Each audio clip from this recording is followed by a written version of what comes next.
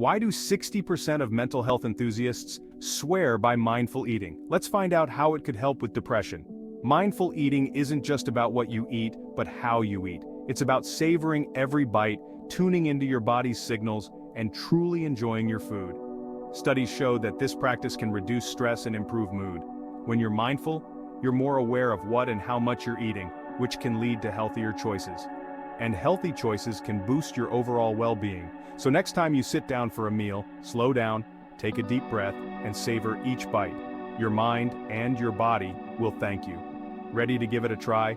Hit that like button if you found this helpful.